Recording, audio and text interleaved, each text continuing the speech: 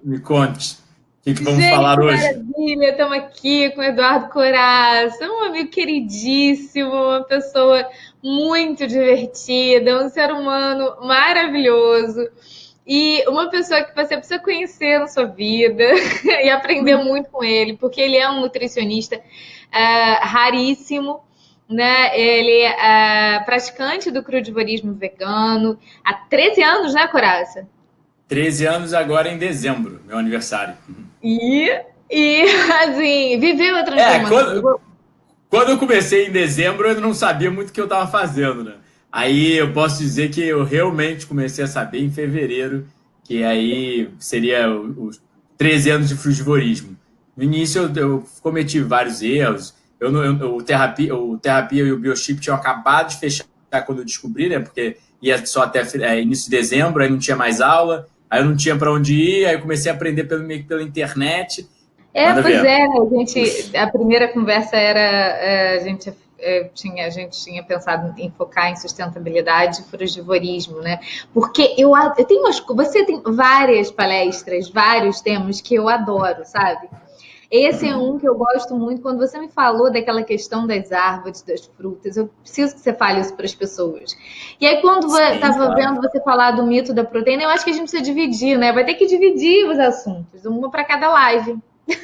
Qual que você quer falar hoje? Manda ver. Eu acho que é a sustentabilidade, né, que você tinha sugerido, né? Foi.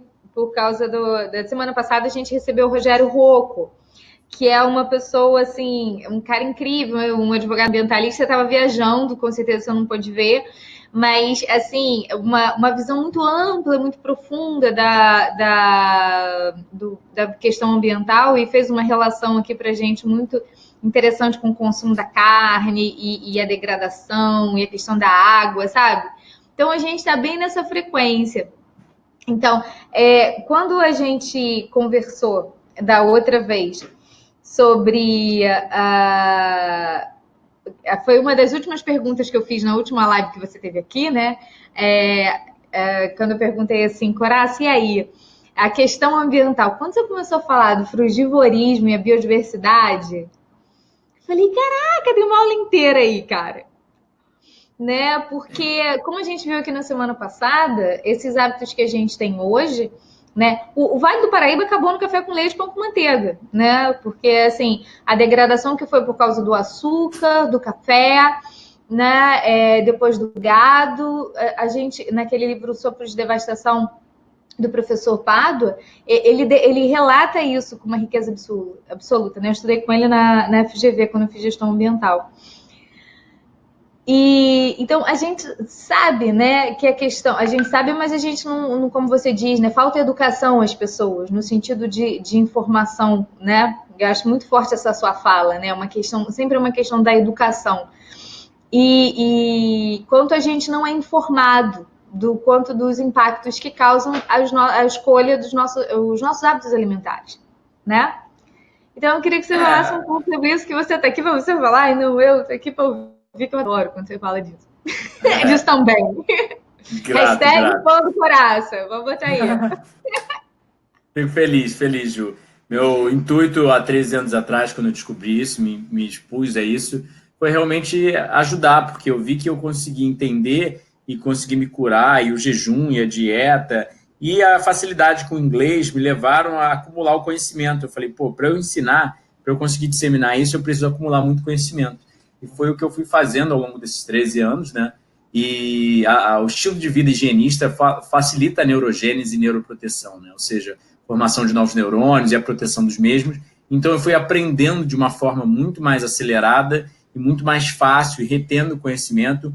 Então eu virei apaixonado pelo conhecimento, né? E por poder passar essa mensagem que, tipo, salva vidas, né? A nossa mensagem como um todo, né?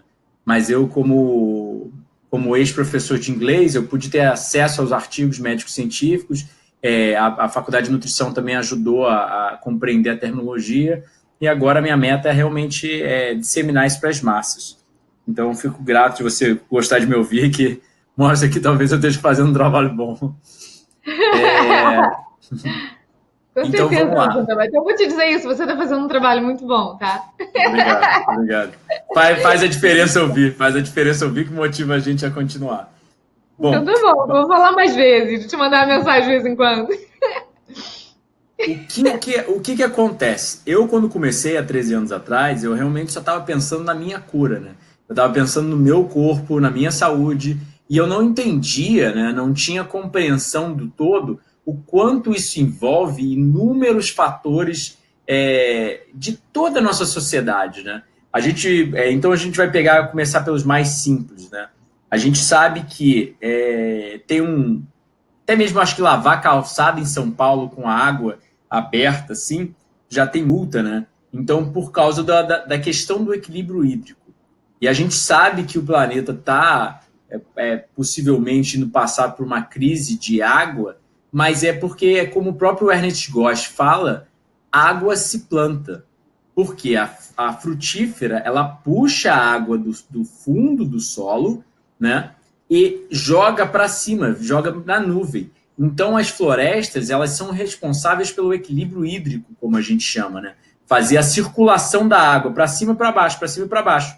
Joga para cima, forma a nuvem vai, chove, joga para baixo, no outro solo. E é como tudo na vida, né? Tem um ciclo de vida, tem um ciclo de reciclagem. Seres humanos, comida, por exemplo, a gente sabe que composto orgânico é as cascas das frutas, as cascas dos vegetais, as folhas, tudo que cai, né? A gente joga no solo para nutrir o solo. E a mesma coisa com qualquer coisa na natureza.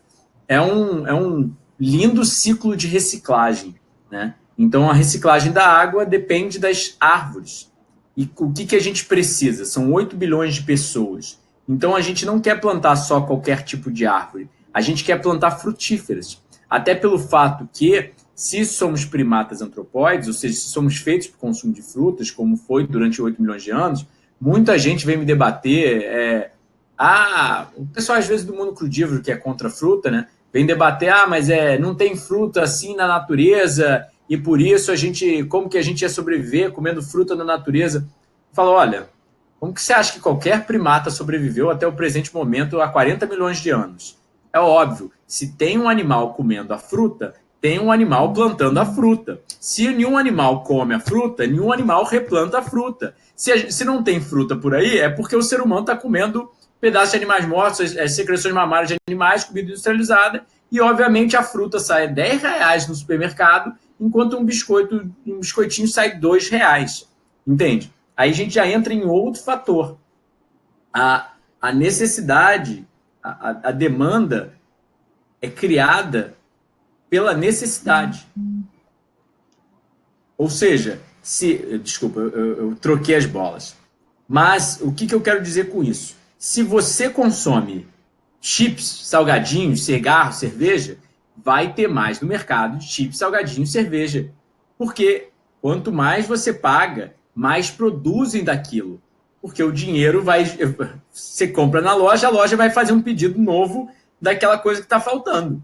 É a mesma coisa com fruta. Se a gente come mais fruta, tem mais fruta disponível por aí. E quanto, por exemplo, produto vegano hoje em dia, o pessoal sempre fala, mas produto vegano industrializado é caro. Eu não estou a favor de produtos veganos, a gente vai entrar em relação a isso. Mas é óbvio que é caro. Se ninguém uma ínfima parcela da população é vegana, então o que acontece? Esses produtos vão ser mais caros porque eles têm menos saída, têm menos produção. Então, quando a gente consegue entender isso, se a gente conseguir compreender que ao comprar mais frutas, vai ter mais frutas disponíveis e mais árvores sendo plantadas, a gente já começa a verificar que a gente começa a acabar com o equilíbrio, sustentabilizar o equilíbrio hídrico, né? Não se preocupar mais com falta de água, né? Aí a gente começa a ver que, por exemplo, a principal causa de trabalho escravo no Brasil é a agropecuária, né? E a principal causa de acidentes de trabalho no Brasil, causas trabalhistas, etc., é a agropecuária. Quem nunca viu pode assistir o Carne e Osso, um documentário bem legal de uma rede brasileira, né?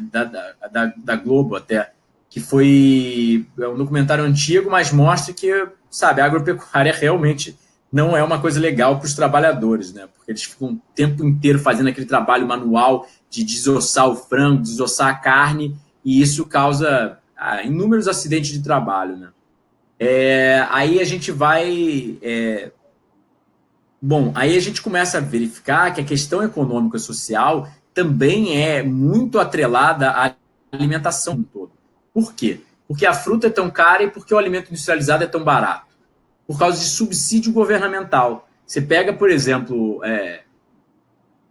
qualquer coisa no supermercado, sei lá, vamos dizer, um biscoitinho. Farinha foi refinada de um trigo, às vezes há um ano atrás, embalado num plástico, cheio de petroquímico, que vai até uma outra indústria, chega naquela indústria, aquela farinha misturada com açúcar, que também chegou num plástico, foi refinada de um outro alimento, e obviamente esses processos industriais em cada fábrica, até chegar à fábrica final para fazer o biscoito, tem, como a gente chama de efluentes, ou seja, a indústria joga petroquímicos e outros dejetos no meio ambiente. Né? Isso afeta a vida animal como um todo.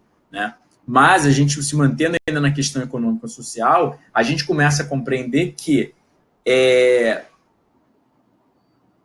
se o subsídio governamental não fosse para carne, queijo, leite e ovos e para alimentos industrializados, as frutas, vegetais, etc., que são alimentos, por exemplo, frutíferas, você quase não precisa ter trabalho.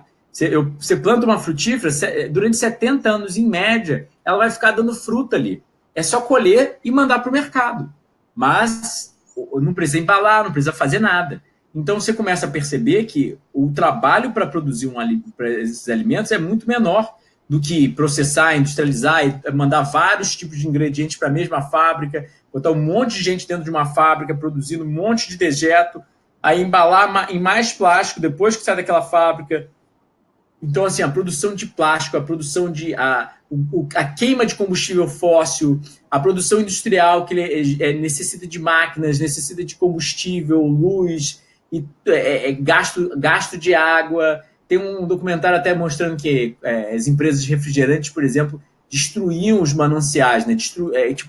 Gastavam muita água para produzir qualquer tipo de refrigerante, etc. Então, quando a gente produz esse tipo de coisa, a gente começa a perceber que não existe a reciclagem natural, né? Ou seja, você está gastando e não está repondo. Porque quando você vai repor, você vai botar o quê? Água com petroquímico. Não vai ter uma reposição natural. E a gente fala tanto de reciclagem, mas como que você vai reciclar o plástico? A gente sabe que assim, tem uma quantidade finita de reciclagem e o plástico se torna microplástico. Então, como que você vai... para pensar... Se tem uma reciclagem finita e continua sendo produzido plástico, isso vai gerar um problema. Né? Como a gente vê que não tem como reciclar tudo. Aí muito do plástico vai junto com o lixo orgânico, aí não tem como reciclar, e aí solta microplástico, que aí vai quebrar em minúsculas partículas que a gente até mesmo respira, isso vai parar. Tem microplástico no nosso pulmão no presente momento, entende? Aí você vai entrar em microplástico, todos esses plásticos liberam dioxinas. Ou seja, são compostos petroquímicos que são correlacionados à reprotoxicidade. Né? A reprotoxicidade é um deles, né? Ou seja, toxinas do sistema reprodutor. De 1970 a 1990, o índice de problemas reprodutivos no homem aumentou em... eu estava abrindo um artigo aqui para escrever para um novo vídeo, mas eu acho que foi 200%, aumentou drasticamente. Por quê? Por causa desses petroquímicos que são reprotóxicos, né? Essas reprotoxinas, elas agem como hormônio feminino e bloqueiam o masculino. Então, o que realmente acontece? Quando a gente produz qualquer coisa de plástico, qualquer coisa industrializada, a coisa não vai sair do meio ambiente, porque o plástico é bom porque é durável, mas o plástico é ruim porque ele é durável, entende? Ele não degrada. Né? A gente gosta porque pode usar ele para feira, pode usar ele para qualquer coisa, armazena qualquer coisa nele, ele não quebra, dura para sempre, mas só que ele também, o problema é que ele é durável. Então essas toxinas vão lixiviando lentamente, vai quebrando o microplástico e a gente vai tendo contato com isso. Por exemplo, hoje em dia a gente já sabe que o sal é contaminado com microplástico, porque todo lugar do oceano tem microplástico sendo quebrado. Então, por exemplo, o peixe ele consome muito microplástico. Por exemplo, todo tipo de maquiagem, cosméticos em geral, libera microplásticos. E libera essas toxinas também ambientais, né? Tipo, Por exemplo, mulheres de escritório, eles fazem uma pesquisa com 700 mulheres, mostram que as que mais usam maquiagem têm mais fitalatos séricos, ou seja, um tipo de petroquímico. Quanto mais petroquímicos elas têm na sua corrente sanguínea, maior é a incidência dos seus filhos com micropênis, ou seja, pênis menores do que 9 centímetros, comportamento feminino, porque o cérebro é formado pelos hormônios gonadais. Então, o homem, para ter um cérebro de homem, ele precisa ter testosterona na sua corrente sanguínea em níveis adequados. E essas toxinas têm atividade estrogênica, como a gente falou, o hormônio feminino. E não só comportamento feminino, e a menor distância ano-genital. Ou seja, a mulher tem um ânus mais próximo da vagina do que o homem. Então, isso acaba causando a femininização dos seus filhos só porque ela usa maquiagem. Entende? Então, assim, a gente começa a entrar em inúmeros fatores porque a gente deixou de comer fruta. Porque a coisa é básica. Se tivesse muitos frutíferos, ninguém estaria consumindo produtos industrializados. Se as pessoas fossem educadas sobre isso, por exemplo, é muito interessante para o Brasília e outras cidades, tem bastante fruta plantada em todos os lugares. Então, se tivesse, por exemplo, bananeiras, mangueiras plantadas através das cidades, naturalmente você vai passar embaixo de um pé. A maior parte das pessoas que não tem o paladar muito pervertido industrializados vai acabar consumindo aquilo. Então, a gente tem uma solução natural para a fome no mundo e para término de brigas como um todo. Redução, pelo menos, da diferença da desigualdade social com plantar frutas por aí. Porque uma das causas da desigualdade social, a principal causa deve ser falta de casa e falta de comida. Aqui, mas eu tenho certeza que essas são as duas principais coisas de quem está passando fome, passando necessidade na rua, fazem falta de comida. A frutífera, pelo menos, fornece abrigo para a pessoa, que ela, pelo menos, pode ficar debaixo de uma árvore, faríamos da natureza, debaixo de uma chuva ou coisa do gênero, e ela fornece comida para o animal. Então, a gente já começa quebrando inúmeros parâmetros, a gente vai para outros fatores, né? Se a gente for para fator de produção alimentícia, a gente sabe que as frutíferas produzem, sabe que a agropecuária é o método mais estúpido, digamos assim, de produção alimentar. Porque você tem que alimentar um animal com em torno de 10 kg de grão para ele te fornecer 1 kg de carne. Só que 1 kg de carne tem, em média, a mesma quantidade de calorias que 1 kg de grão. Então, se você não alimentar o animal e alimentar as pessoas, você consegue alimentar 10 pessoas ao invés de uma. Então, a gente sabe que o cálculo da fome no mundo poderia ser hoje extinto, né? Eu acho que são em torno de 1 bilhão de pessoas que passam fome, e não me lembro quanto a quantidade de nutrição chega a bater 1 bilhão de pessoas, a quantidade de pessoas passando fome e morrendo é extremamente alta. Então, a gente sabe que só o consumo de produtos de origem animal já acaba causando... É uma das coisas mais éticas e antiéticas possíveis, porque você está matando seres humanos também, de fome, né? De fome, por uma coisa que não precisaria ser. Assim, de fome de sede, né? Exatamente. A gente viu sede, essa semana a gente está vendo fome, gente. Olha só. Exatamente. A gente entra em várias questões da produção alimentar da agropecuária, que causa fome, porque você alimenta os animais, né? Em torno de 90%, 80% dos grãos produzidos no mundo vão para os animais e não vão para seres humanos. O desequilíbrio hídrico que a gente está causando, a principal causa é desmatamento, porque as árvores, como a gente falou, fazem um equilíbrio hídrico, mas também, não só isso, como a questão do... Eu vou até fazer uma live, Ju. Eu vou até fazer uma live daqui do celular, sabia? Isso, legal. Só pensei agora.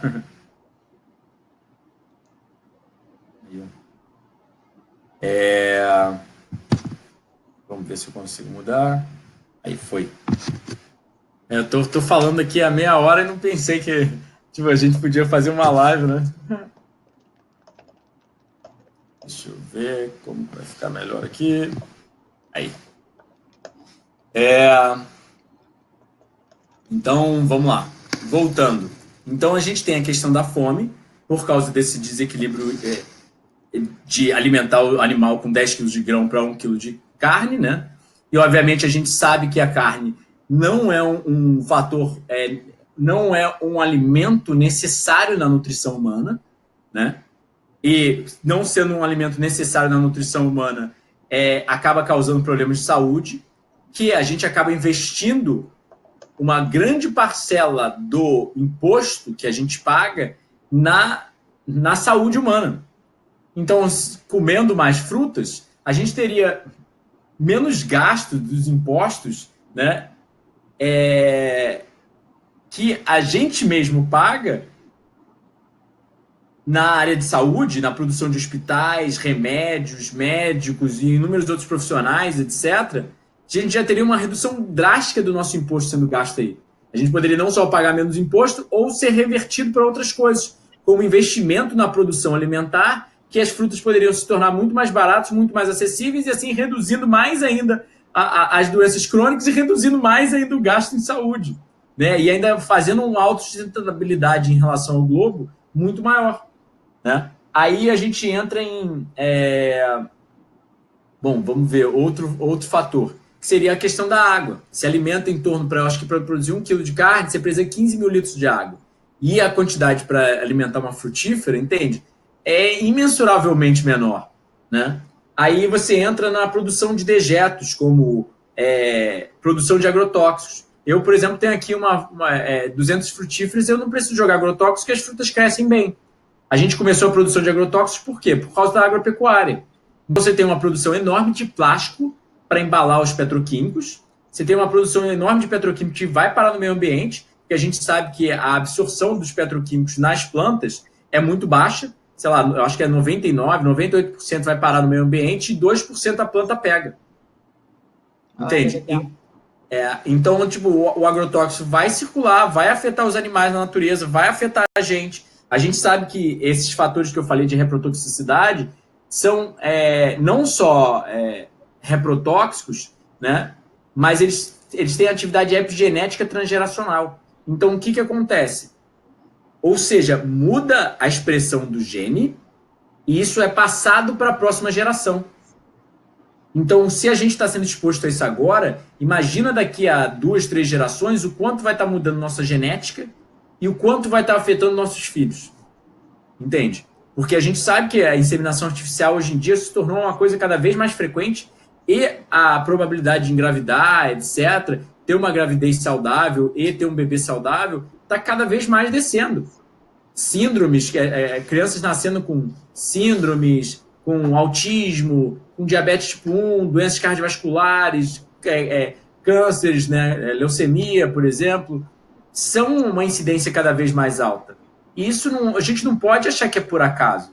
Óbvio que está sendo alteração epigenética transgeracional do que a gente está fazendo. A má nutrição, o péssimo estilo de vida, mas, obviamente, também essas toxinas ambientais que vão bioacumulando nos tecidos vivos, né?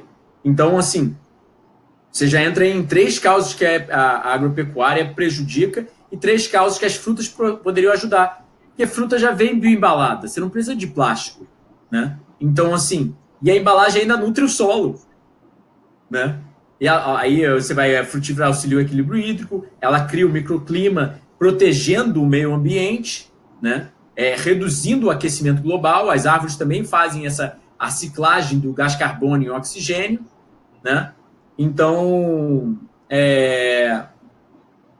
aí você entra em mais outras questões.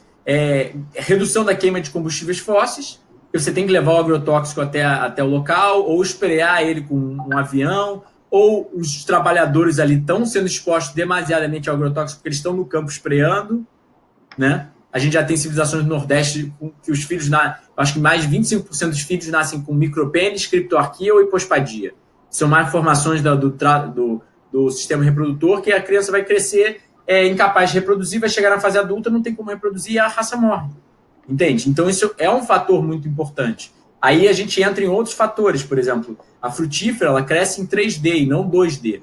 Então, plantações de grãos e tubérculos que são mais efetivas que a agropecuária, que é a base hoje em dia da alimentação vegana na atualidade, a gente sabe que é menos efetivo que uma frutífera. Primeiro porque tem que ser queimado. Aí você começa a produção de fogões, você precisa sempre de utilização da indústria metalúrgica, que produz o aço, produz panelas, etc., produz fogões, mas ao mesmo tempo produz o quê? Metais pesados. A gente sabe que metais pesados vão parar no meio ambiente, eles são neurotóxicos, reprotóxicos, né? A gente tem até o nome metaloestrogênios, né?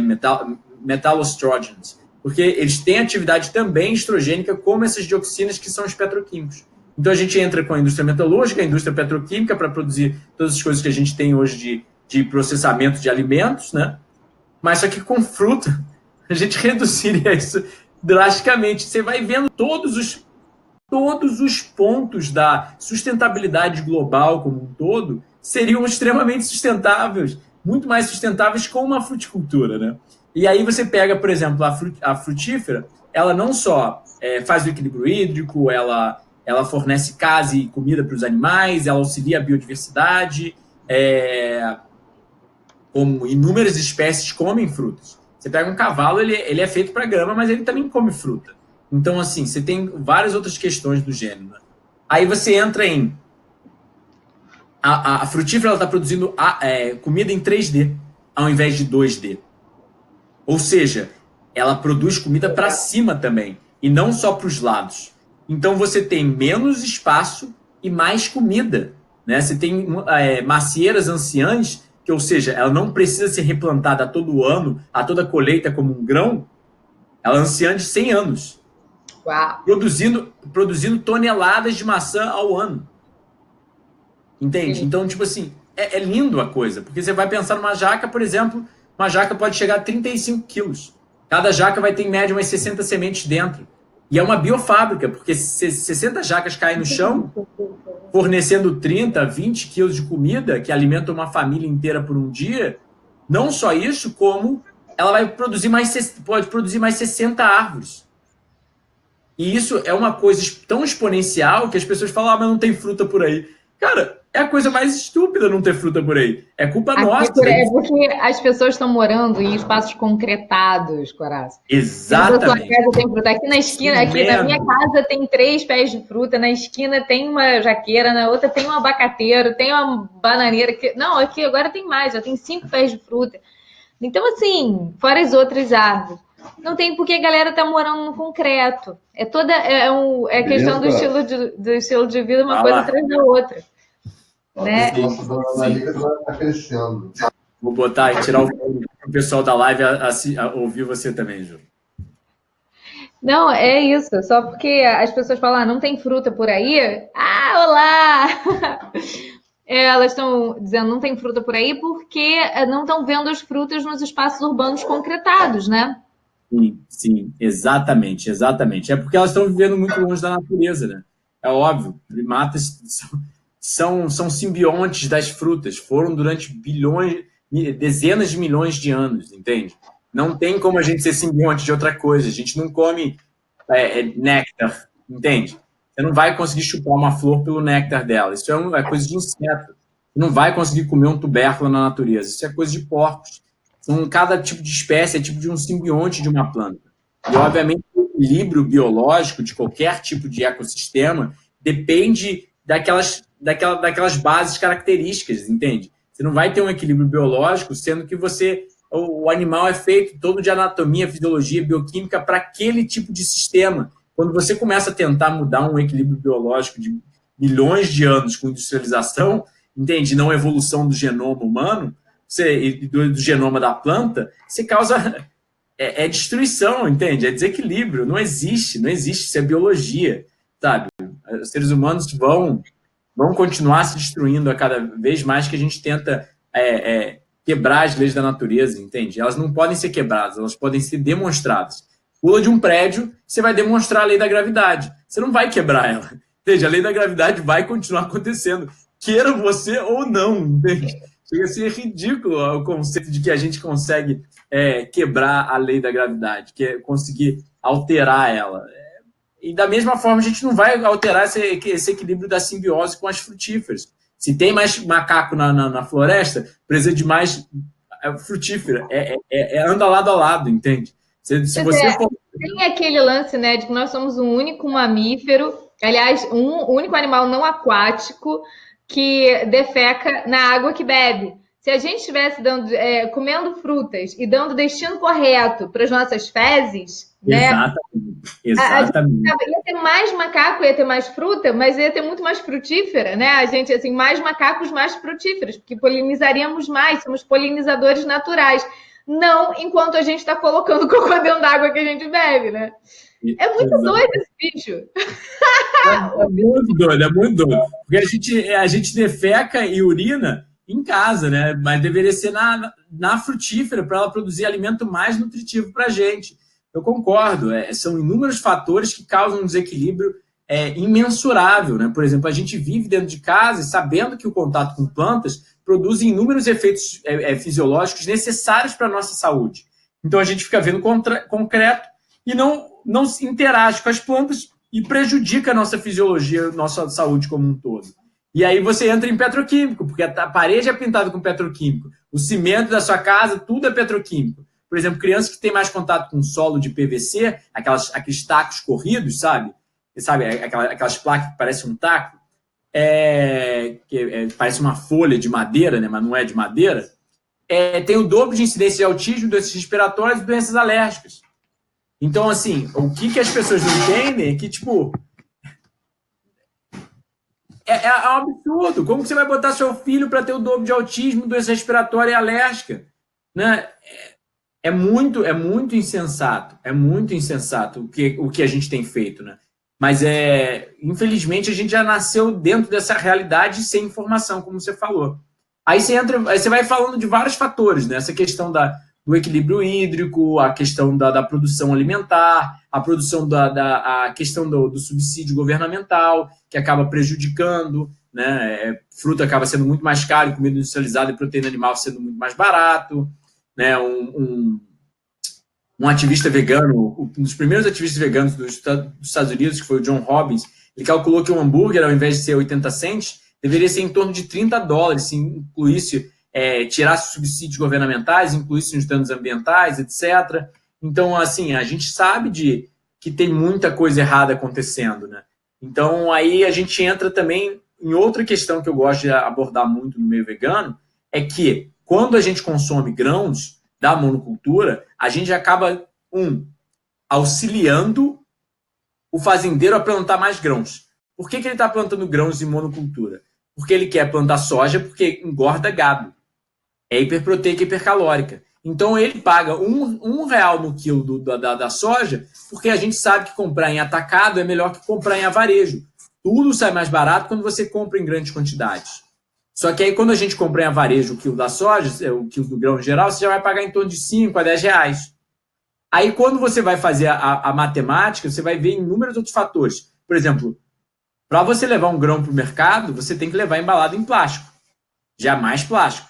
Né? Já tem mais esse problema. Mas a gente não está falando disso no presente momento. A gente está falando do quê? Subsídio do agropecuarista.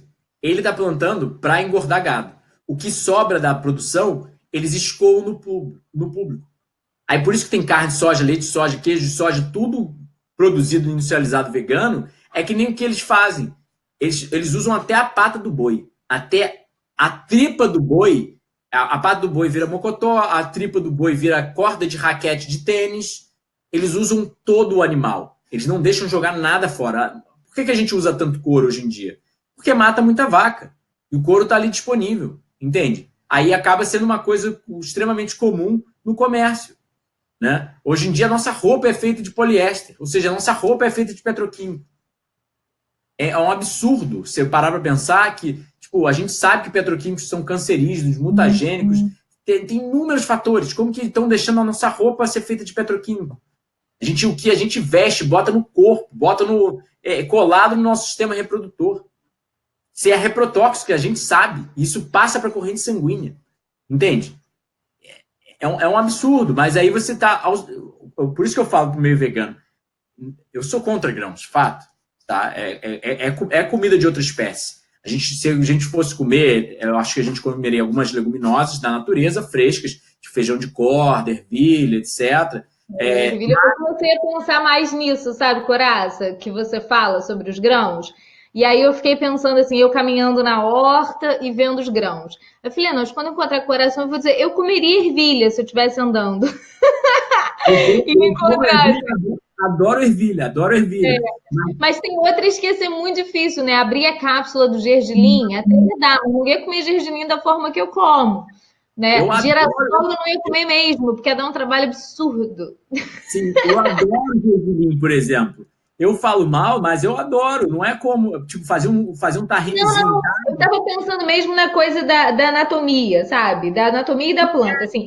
O que eu pegaria? A história de cavar para pegar embaixo da terra, eu acho que aquilo ia ser meio complicado, ia ter que estar com muita fome.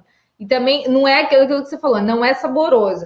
Meio que dando uma entrada aqui nessa forma, porque aqui, embora eu tenha essa linha mais forte com a culinária viva, eu comunico muito com a linguagem do Coraça. E, aliás, vou até pegar o livro dele que eu estou lendo, Saúde Frugal, que eu já tenho um tempo. Deixa eu pegar o livro para mostrar para o pessoal. Peraí. Legal. É assim, que eu recomendo muito, cara. Eu comprei depois de um monte de palestra do Coraça para dar para meu marido, mas quem está lendo sou eu, olha. Já tem um tempo que ele está aqui em casa. E eu estou estudando mais a questão do frugivorismo, porque é muito prático. Sabe? 2, você pode botar 0 antes do 1, além de ser prático, faz muito sentido. Muito sentido. Para quem já está, já entendeu e aceitou que comer vegetais crus é bacana, precisa conhecer o que o Coraça fala, o que ele explica detalhadamente no livro, para ter uma perspectiva de algo que é frugal, muito prático e muito viável, né? Aumentei muito. Assim, facilitou a minha vida, né? Olha aqui, eu domino a culinária viva, continuo fazendo as minhas coisas e tal, mas no sentido desse olhar, né? Um pequeno percentual de castanhas, a maior parte da alimentação baseada em frutas e folhas, resolve. Resolve, funciona. E você coloca numa perspectiva. Ontem eu comi lentilha. As refeições é mais simples, para você entender uma refeição, mais por aí, sabe? Ontem eu comi lentilha germinada. Não é que, tipo assim, não é que você deva excluir. A única questão é que a gente deve refletir a nível científico o que é melhor para a gente, para começar a mudar. Essa questão que eu falo no meio vegano sobre tipo, prestar atenção dos grãos da monocultura, essas coisas industrializadas. Eu sei que as pessoas estão numa transição, eu sei que é uma questão, sabe, entra em várias questões. Mas, sabe, se a gente começa a tentar reduzir o consumo de grãos da monocultura para quebrar o agropecuarista, a gente vai quebrar o agrotóxico, a gente vai quebrar os problemas hídricos, a gente vai quebrar a questão do aquecimento global, a gente vai quebrar um monte de... Todos esses fatores que a gente fala. Monocultura, né? Monocultura. E aí entra em outra... Só finalizar brevemente o tema como um todo para a gente falar de outras coisas. Aí o que eu falo em relação à monocultura? Quando a gente compra esses grãos, a gente subsidia eles e facilita eles a plantarem mais e a jogarem mais agrotóxico no nosso alimento. Mas para eles plantarem mais, eles precisam derrubar as florestas para plantar monocultura. Onde que os animais vivem? Na floresta. Onde os animais comem? Na floresta. Que casa é a dele? É as árvores. Então, quando eles derrubam a floresta inteira para plantar grãos da monocultura, eles estão matando animais. Então, quando o vegano vai consumir um alimento de origem vegetal, achando que é vegano, não é vegano. Porque ele está auxiliando o agropecuarista a derrubar a floresta para matar animais, para jogar agrotóxico, para alimentar os animais de abate com os grãos, matar os animais selvagens e ainda nos matar com agrotóxico. Entendi? E causar todo esse desequilíbrio socioeconômico que a gente sabe que existe. Entendi? Então, assim, o que eu falo para os veganos e aí você entra em outro fator também, que é a produção dessas dioxinas, desses petroquímicos que vão para o meio ambiente. Ninguém precisa nem saber que eles estão lixiviando do plástico, lixiviando de tudo que é industrializado e chegando na vida animal como um todo. Você só precisa saber de uma coisa, tipo, sim, isso acontece, são reprotóxicos, neurotóxicos, cancerígenos, causam inúmeros problemas de saúde e estão dizimando inúmeras espécies animais em todo o planeta, né? Mas é só olhar para consumo de plástico por animais. Ou seja, você pega pássaros, baleias, tartarugas e inúmeros outros tipos de animais consumindo o plástico e morrendo com plástico na barriga. Entende? E a gente sabe que a gente está consumindo plástico também no peixe, no sal, etc. Imagina daqui a uns anos, com a produção de plástico cada vez mais aumentando e sendo toneladas e toneladas a cada ano, e cada vez mais plástico no planeta e não tem onde jogar fora, e isso lixiviando cada vez mais as toxinas ambientais, microplástico, etc. Entende? Aí o que eu apelo para o meio vegano e naturalista é: vamos consumir mais fruta? Porque vai auxiliar todas as questões de saúde, econômicos, sociais, ambientais, a causa animal como um todo, e vamos consumir menos plástico, menos industrializado, porque a indústria é muito inteligente. Porque tinha suplemento onívoro, whey protein, agora tem pea protein, rice protein, tem soy protein, tem não sei o que. Aí eles só estão mudando, eles só estão se adequando ao mercado. O McDonald's não vai quebrar, o McDonald's vai continuar, só que vai ser burger do futuro. Mas só que continua sendo o McDonald's. Se ele existir, a sustentabilidade planetária não existe. Entende? Desculpa, eu não acho que eu não posso falar McDonald's ao vivo. As cadeias de fast food. Desculpa, McDonald's. Vocês não estão ocupados. Isento da... Mas, entende a coisa? O que eu quero fazer é o meio vegano entender que, se a gente quer realmente ajudar a causa animal, industrializado, pode ser vegetal, mas não é vegano. Com certeza. Pois é. Acho que essa perspectiva, né, daquilo que você vai comprando empacotado, né, e quanto mais empacotado, menos vida, né, mais degradação. Agora temos que pensar, a gente tem que trazer as frutas para casa com menos plástico. Pelo menos aí a gente começa a entrar em outros problemas menores, entende? A gente começa a resolver problemas cada vez mais. Eu estava olhando aqui a minha caixa de banana, que eu trouxe agora. Eu fico feliz de responsabilidade aí. Eu fico feliz de ter uma ponta de responsabilidade aí. Tem a bananada da Xepa real. Eu quero incentivar o meu meio primariamente, que nós já entendemos que comida crua é melhor. Aí eu quero incentivar que, o próprio grão, ele pode se tornar vivo quando é germinado, mas a gente sabe que ele já perdeu a água. Aí a gente vai botar uma água com cloro, com flúor, com xenobióticos dessas toxinas ambientais para hidratar ele, né? E a gente sabe que tem uma formação de antinutrientes quando ele seca. Então, assim, a gente quer o quê? Alimentos com mais água. Eu tenho uma coisa com isso, né? De você pegar as oleaginosas, hidratar e desidratar para saborizar com outra coisa. Né? Eu tipo, como logo cru, pronto, né? Assim, seria a lógica. A culinária, a gastronomia da história pode não funcionar assim. Mas eu, Juliana, pensando assim, se eu tiver que comer uma amêndoa que foi hidratada e depois desidratada nesse aquecimento, porque a gente tem que aceitar, né, que a desidratação ela é um cozimento lento, né? É uma coisa... E aí, quando eu penso em comer aquela que hidratou e desidratou, eu falo, vou comer crua. Porque pelo menos foi aquecida, né? Aqui, na minha casa. Exatamente.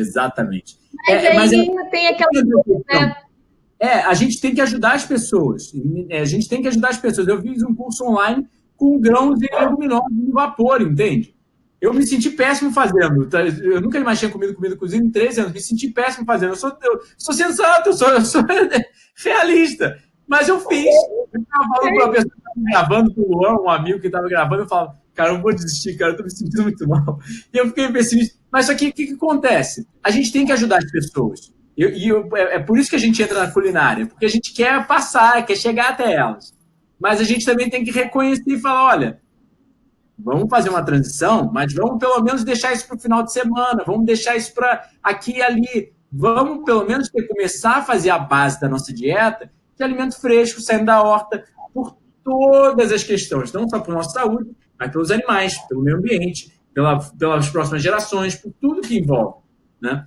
Que até pelo menos fazerem plástico de cogumelo ou de sei lá o que for, e talvez um dia ser realmente biodegradável, sustentável, que não solta nada de petroquímico, etc., que eu acho que talvez seja incrível.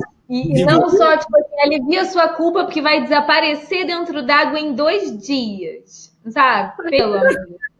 E petroquímico, não tem como você fazer uma coisa que não tem Você não graça. vai ver, ele vai engolir o plástico, mas não vai ser assim que nem a alga, entendeu? O peixinho vai morrer de outro. Ai, meu Deus. É um processo, né? Ainda vai ter petroquímico, é isso que as pessoas têm que entender. Como que vai fazer um plástico de cogumelo, um plástico de couro de abacaxi? Sabe, eu não sei, eu não sou da área, entende? Mas só que se eu for parar para refletir, tem que ter alguma coisa para dar uma liga ali. Tipo, você vai fazer um cogumelo, você não consegue construir um cogumelo ou a casca de um abacaxi em plástico, entende? Para fazer uma embalagem. Então, tipo assim, esse mito da reciclagem, né? Esse mito da produção industrial verde, biossustentável, sim, é um caminho. É melhor do que o usual? Pode ser, mas a forma real é a gente cair na real e começar a fazer o que sabe que funciona. Sabe? Comer comida da horta, começar a fazer ecovilas, sair das cidades grandes e começar a fazer povoados pequenos, né? E nem a questão econômica no Brasil, você vai parar a sua vida, vai discutir lá com os presidentes, vai para Brasília debater no Planalto Central, vão rir da sua cara. Mas se fosse um país pequeno, bem menor, todo mundo tem voz, como foi antigamente na natureza. Todas as pessoas tinham voz, porque era uma tribo de 100, 200, 300 pessoas. Não é uma 150 bilhões, um continente inteiro, que nem a gente, que parece maior que muitos países europeus, entende? Então, assim, é muito real. E esse é o problema. Quando a gente está comendo comida cozida, industrializada, vivendo da forma usual, parece que o nosso cérebro não reflete. A gente fica, a nível científico, a gente fica na dúvida. A gente sabe. Não, fica letárgico, né, Coraça?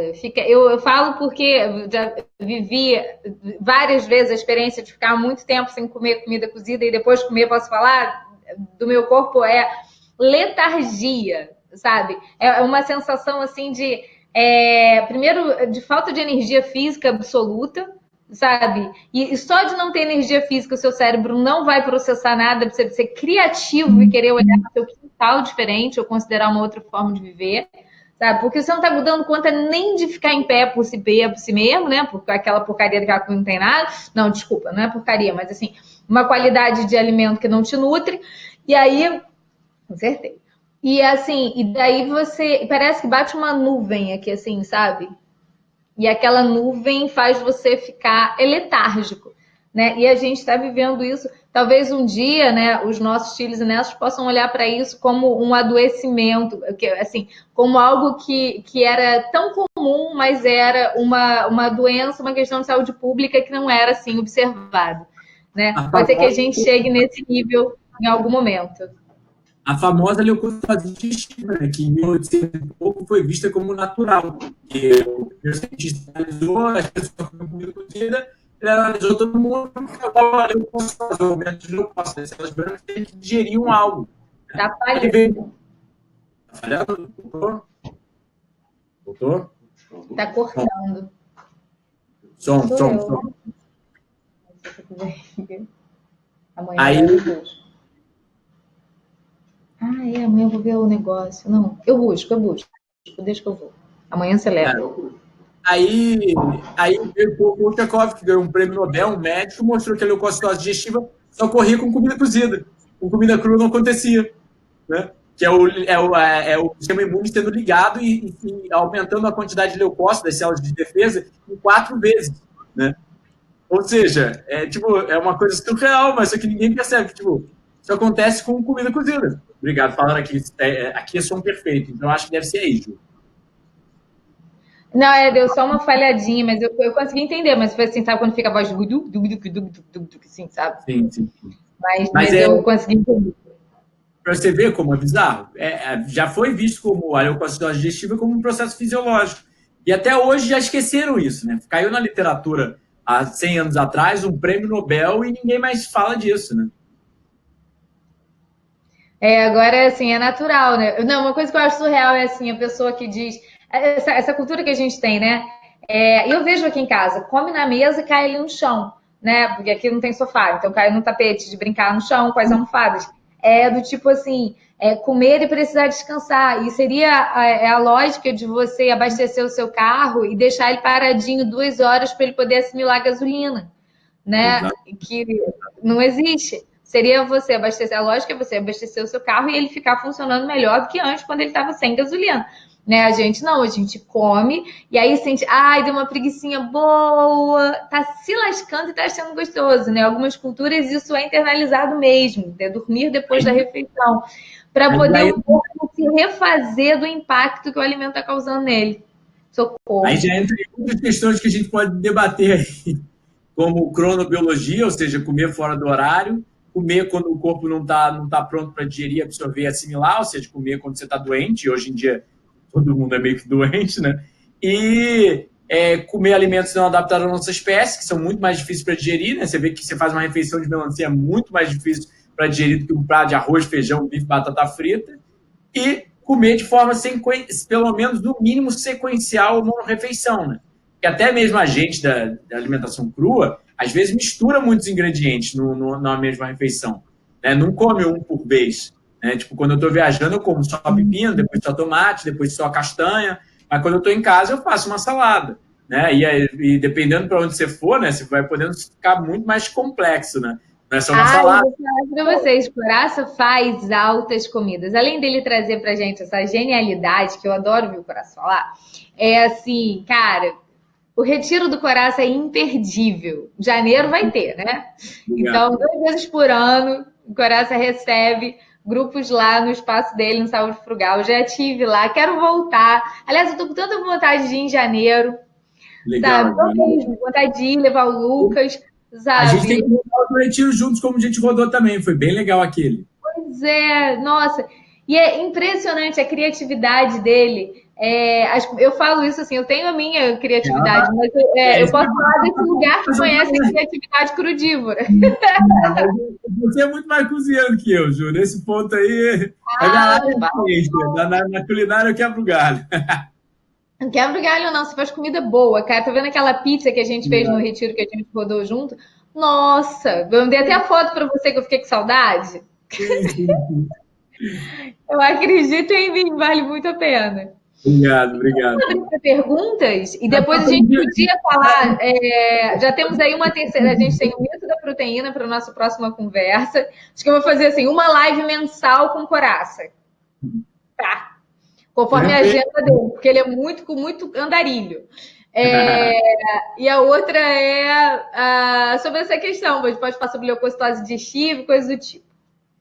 Mas eu tenho que agradecer muito a questão da culinária a vocês. Por exemplo, minha muqueca que eu faço Banana da Terra, eu aprendi com a Lia, aprendi com o pessoal. A gente rodou um retiro lá na...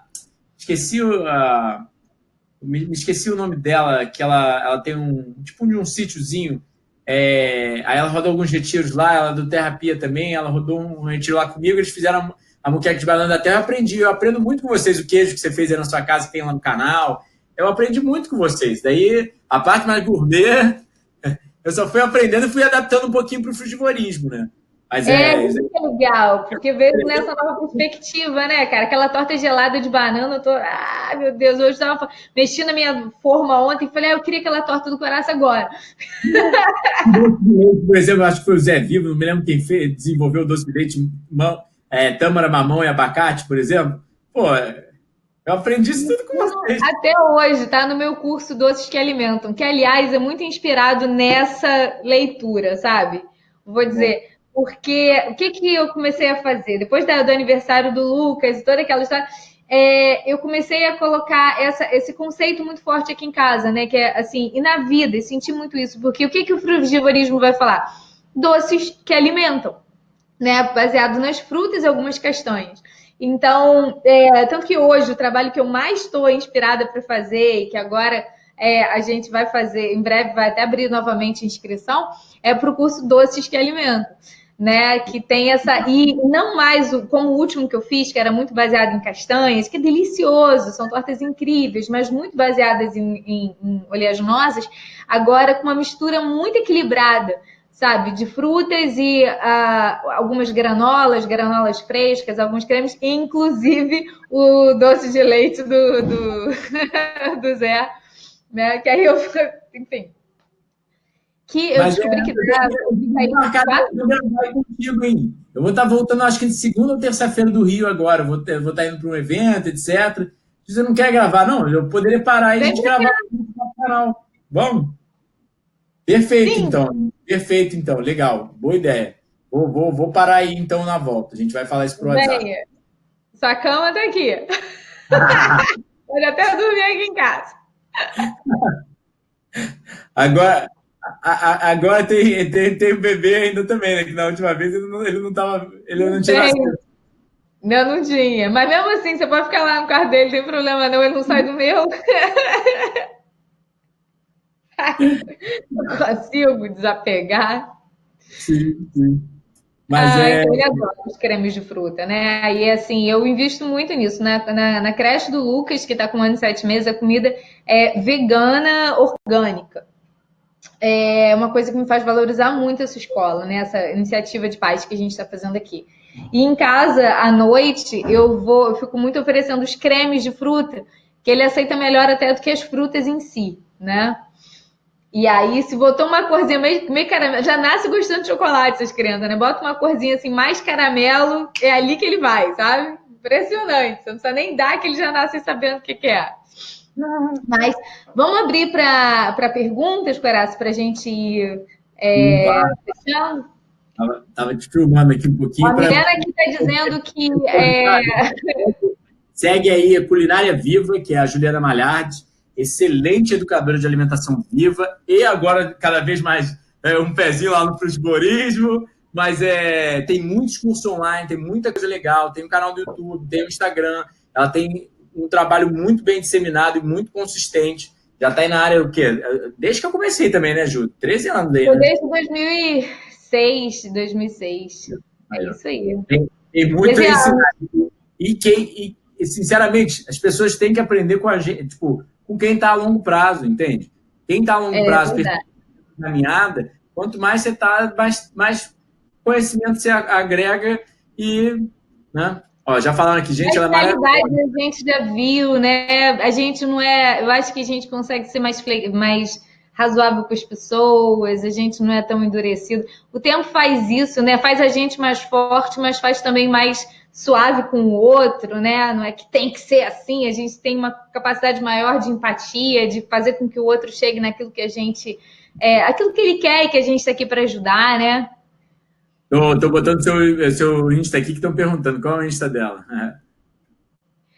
Eu tô. E outra coisa, assim, todos os cursos, eu tô agora avisando para todo mundo para ler o seu livro, Saúde Frugal. Eduardo Coraça tem vários outros livros, né? Poxa, eu falo para você o seguinte: eu só me cuido com pessoas que cuidam de si bem, sabe? Eu não consigo chegar e pedir um apoio, uma orientação para alguém que não faça, que não esteja bem de saúde, né? E a experiência do Coraça, além desse embasamento científico dele, que é incrível, porque é uma pessoa, é um cara que tem uma capacidade de assimilação, de transmissão muito forte, é uma pessoa que vive, né? Então não só estuda, teoriza e fica na nuvem lá, barrigudão, comendo pastelzinho, sabe? Tá mostrando qual coisa funciona no corpo dele, e ele consegue manter isso na sua vida, né? E se manter com isso, com essa cara de menino que ele fica, o tempo não passa, graças a Deus, né? É muito amor envolvido. A gente vê no dia a dia a literatura, né? Por exemplo, a gente vê na literatura o quê? Que fruta é vegetal, antioxidante, baixa ingestão calórica, tudo isso é correlacionado à longevidade. É o que eu falo, não sou eu, entende? Antigamente, sinceramente, eu era um gordinho, burro, descoordenado, sedentário, não fazia nada direito. As pessoas falam, hoje em dia você parece inteligente. Eu falo, não sou inteligente. É a dieta, é o estilo de vida. O cérebro humano é tão grande por causa das frutas. Se você comer mais fruta, toda a literatura mostra que você vai ser mais inteligente, você vai aprender mais, vai ter mais conhecimento. Não é causa e efeito, não é um ser humano que nasce... Não, e como a gente perde isso na merenda das crianças, né, cara? Gente, eu comia na escola refrigerante, né? Enfim, droga com açúcar. E salgadinhos fritos, assim, de pingar gordura, sabe? Você fala, a pessoa come aquilo e vai estudar. Hoje em dia eu falo, meu Deus, que atrocidade, né? Que atrocidade, que temeridade. Coraça, tem pergunta para você aqui, ó. Manda ver. Onde eu consigo o livro Saúde Frugal? da Marisa. Loja virtual. A gente tem saudefrugal.loja2.com.br. Consegue digitar aí no público? Eu acho que eu consigo também. Frugal, loja 2, tudo junto? Loja2.com.br. Tá, manda para o meu WhatsApp para ver se tá certo. Vou botar aqui. Vou botar aqui para você. E aí, ou a pessoa pode também me mandar um e-mail e comprar comigo pessoalmente, quando eu estiver indo ao Rio, São Paulo, etc., onde eu estiver. Ou também até pode comprar por e-mail. Se a pessoa não consegue comprar na loja virtual, eu dou uma conta bancária para ela depositar os dados, sabe? Facilito para ela, né? E assim, educação é vida. Eu produzi os livros porque eles me salvaram, entende? Eu me mantenho crudívoro até hoje, a coisa fica fácil. Eu li muito o higienismo, essa ciência da saúde. Então, assim, realmente... Eu acho que é o que salva nossas vidas. Todo esse conceito que eu... Helena, desculpa, está pedindo para você falar da diferença entre frutariano e frugivorismo. Bom, frutariano é uma ideologia. São seres humanos que acreditam que dá para se viver de fruta. Isso não existe modelo na natureza.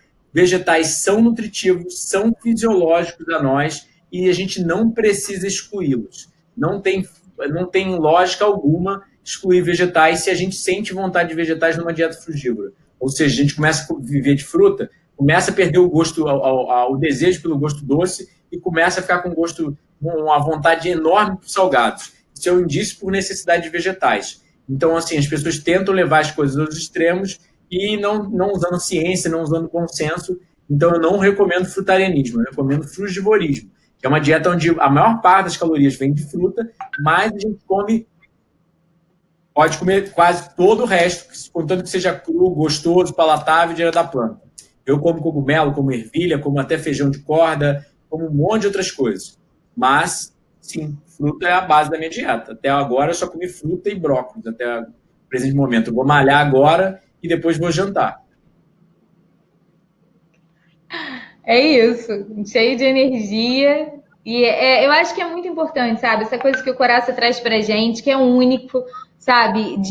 Dele ter vivido a experiência, ter se transformado, ter buscado a faculdade de nutrição, acompanhei todo o tempo, né? Do Coraça na faculdade de nutrição. E aí, como é que tá? Tá puxado, tão indo, não sei o quê, trabalhando e dando aula, andando por aí, escrevendo livro, sabe? Rodando o mundo. E dedicado a isso, então, assim, eu sempre falo, né? É o meu nutricionista. Não falo nem que é o favorito, porque assim, é o único que a gente pode, de fato, ficar seguro e poder, de fato, se embasar e saber dentro de uma perspectiva não só da prática, como eu falo, mas dessa capacidade, dessa leitura que ele tem científica e tudo mais que ele pode trazer, né? Com muito bom senso, com muito equilíbrio. Com muita tranquilidade e muita competência. Eu sou fã do Coraça. Então, eu acho que a gente já vai sistematizando, né? A gente, assim, uma vez por mês, a gente já convida o Coraça para um novo assunto. Vamos rodar o nosso retiro, então. Estou muito animada. Eu estou te esperando aqui em Niterói. A gente vai fazer o Carruna de Portas Abertas. Vai te mandar o convite para esse evento, porque o outro que a gente ia marcar ficou muito em cima. O Carruna vai estar cheio, vai ser bem bacana. E aí, se você está em Niterói, vai seguindo, preste atenção nas postagens do Coraça, vai abrindo meu e-mail, que em breve a gente vai olhando as nossas postagens aí nas redes sociais, que a gente vai convidar vocês para um evento bem legal para você ouvir o Coraça falar ao vivo, ter acesso aos livros dele, numa palestra muito bacana, que a gente vai ter aqui com ele, sobre o mito da proteína. Com introdução na próxima live, que eu não sei quando vai ser, porque eu estava achando que era semana que vem, não é? Pode ser. Pode ser, então a gente vai te falar. Eu acho que eu vou ficar magrinho semana que vem. Vou fazer uns dias de jejum. Estou sentindo vontade. Mas vou estar em casa, então vou estar disponível para a live. Pronto. Então pronto, tá combinado já. Combinado? Tudo certo? Quinta-feira, 4 horas, aqui nesse mesmo baixo canal? Fechado, pode ser. Perfeito. Então, pessoal, de casa aí no Insta, sigam a Juliana Malhardes ou Culinária Viva, YouTube, Instagram, etc. Ela tem curso online, tem muito material para vocês aprenderem. Tem muito professor bom. Quando a gente vai para a faculdade, a gente faz o quê? A gente não aprende com o mesmo professor todas as matérias, não. A gente segue diferentes professores para aprender cada coisa com um tipo de profissional. Cada um é especializado em uma coisa. Então, usem os profissionais que já estão aí nessa caminhada já há muito tempo e dedicam suas vidas para educar vocês. Obrigada. Coração vai deixar aqui todos. Se você está assistindo esse vídeo, vai assistir depois, talvez não na live, esse vídeo no YouTube. A gente vai deixar aqui embaixo todos os canais, todos os links para as redes sociais do Coraça. Saúde Frugal. Você bota Saúde Frugal no Google, dá um Google Saúde Frugal que você vai achar ele. Mas o Instagram é esse, o site é esse, o canal é esse. Ele é muito organizado. Mas a gente vai colocar aqui embaixo, tá bom? Então, semana que vem, quinta-feira, não percam, vamos conversar sobre o mito da proteína? Mito da proteína, semana que vem. Sobre o mito da proteína, quinta-feira, 4 horas. Acompanha a gente, que a gente vai mandar link para você se inscrever. Isso aqui é uma live fechada, não é aberta para todo mundo, é só para quem se inscreve, tá bom? Beijo.